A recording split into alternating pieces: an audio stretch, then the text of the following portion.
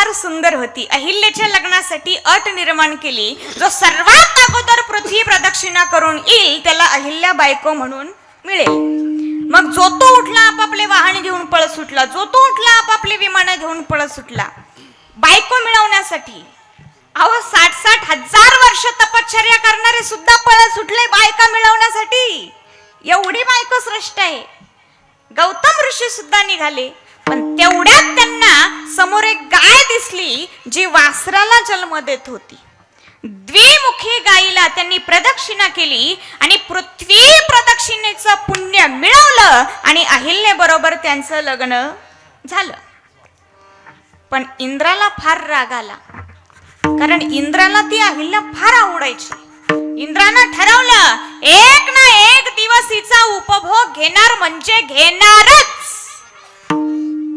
एक दिवस गौतम ऋषी नदीवर स्नानाला गेलेले असताना इंद्र गौतम ऋषीचा वेश धारण करून आला.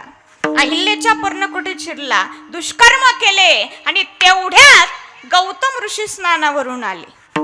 गौतम ऋषीला पाहताच इंद्र इकडं तिकडं सैरा वैरा पळू लागला. गौतम ऋषी म्हणाले, कोण पळाले माझ्या वेशात, कोण पळाले माझ्या वेशात. डोळे झाकून पाहिले, इंद्र आहे. इंद्राला शाप दिला, इंद्रापणे भगचंद्र झाला काळा, नारद चुकला चाळा भजनाचा. अहिल्या बाहेर आली, अहिल्यालाही शाप दिला. इंद्र आला असता दगडासारखी पडून राहिली, म्हणून मी तुला शाप देतो की तू दगड होशील. आता मला सांगा, त्या अहिल्याची काही चूक होती का? होती का काही चूक?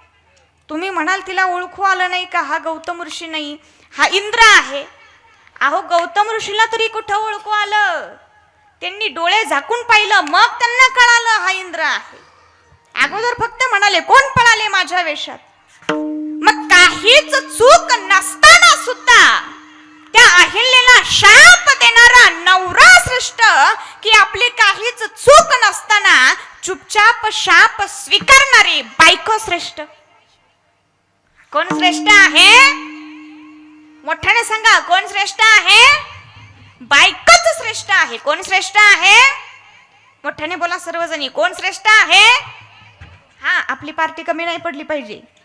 मोठ्या आवाजात सांगा, कोण श्रेष्ठ आहे? आता बायकोच श्रेष्ठ आहे असे आपले म्हणणे आहे. आता यावर हे बडबडे महाराज काय म्हणतात ते आपण पाहू. विठ्ठल राम कृष्ण हरी. सर्वांनी मोठ्या आवाजात म्हणा, राम कृष्ण हरी. बघा, मगाशी मी रामकृष्ण हरी म्हणालो नाही तर हे महाराज मला मगाशी काय म्हणाले होते, यांच्या तोंडाला काय खेकडा चावला असता का? पण आता हे रामकृष्ण हरी म्हणाले असते तर यांच्या तोंडाला काय विंचू चावला असता का? पण नाही म्हणाले. पुन्हा एकदा त्यांनी तेच ठरवलं, बायको श्रेष्ठ आहे, बायको श्रेष्ठ आहे, बायको श्रेष्ठ आहे.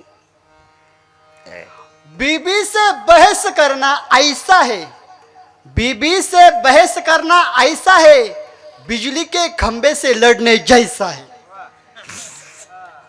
बीबी से बहस करना ऐसा है कि बिजली के खंबे से लड़ने जैसा है, और क्रोध में बीबी को स्पर्श करना ऐसा है मानो बिजली के करंट को पकड़ने जैसा है. अहो, या महाराष्ट्रामध्ये विजेच्या झटक्याने हजारो लोक मेले, हजारो.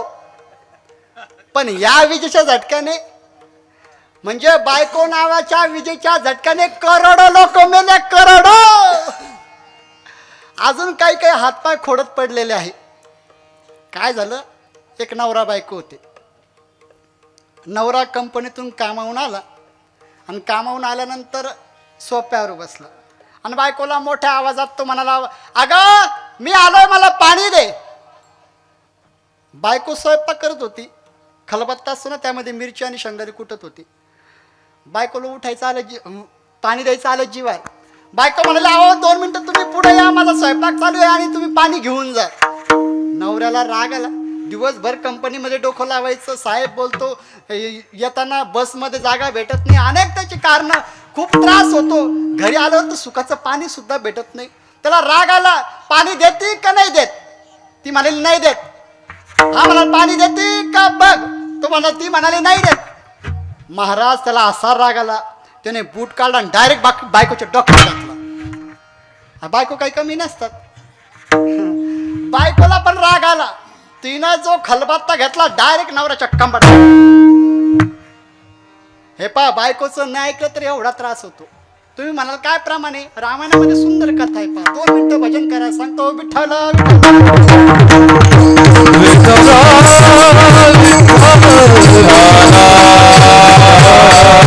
रामचंद्रांना 14 वर्षाचा वनवास झाला आणि वनवासामध्ये सीता मातेने सोन्याचं हरिण पाहिलं आणि सोन्याचा हरिण पाहिल्यानंतर रामप्रभूला सीतामाईने हट्ट धरला, मला सोन्याचा हरिण पाहिजे म्हणजे पाहिजे.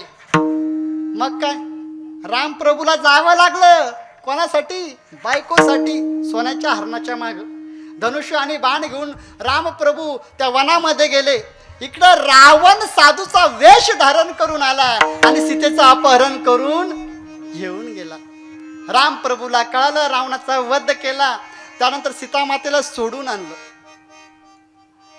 आता रामप्रभूला म्हणजेच प्रत्येक नवऱ्याला बायकोची इच्छा पूर्ण करण्यासाठी भयंकर त्रास होतो, कष्ट सहन करावं लागतात, खडतळ काम करावं लागतं, तेव्हा बायकोची इच्छा पूर्ण होते. आता मला सर्वांनी सांगा, बायकोची इच्छा पूर्ण करणारा, बायकोला सुखात ठेवणारा नवरा श्रेष्ठ आहे. कोण श्रेष्ठ आहे? नवरा. विठ्ठल विठ्ठल. बारकाईने लक्ष द्या. सोन्याचा हरिण नसतं हे माहिती असून सुद्धा सीतेने सोन्याचं हरिण मागितलं. ही सीतेची चूक होती, तरी रामप्रभूने तिची इच्छा पूर्ण केली. म्हणून संत सांगतात की विठ्ठल विठ्ठल. सीता म्हणजे काय आहे? बायको म्हणजे काय आहे? बायको म्हणजे माया आहे आणि माया जसं म्हणेल तसं या जीवाला वागावं लागतं.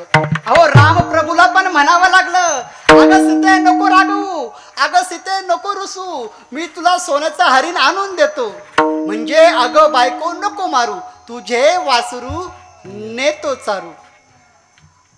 हे माया तू रागवू नको, रुसू नको. हेच महाराज अभंगाच्या दुसऱ्या चरणात. अगं बायको नको मारू, अगं बायको नको मारू, अगं बायको नको मारू, अगं बायको नको मारू, नको मारू, अगं बायको नको मारू, अगं बायको नको मारू, अगं बायको नको मारू, अगं बायको नको मारू.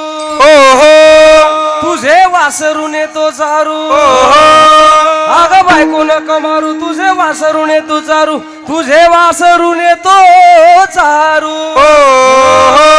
बाबा बायको मोठी, बाबा बायको मोठी, बाबा बायको मोठी, बाबा बायको मोठी, बाबा बायको मोठी, बाबा बायको मोठी, बाबा बायको मोठी, बाबा बायको मोठी, बाबा बायको मोठी, बाबा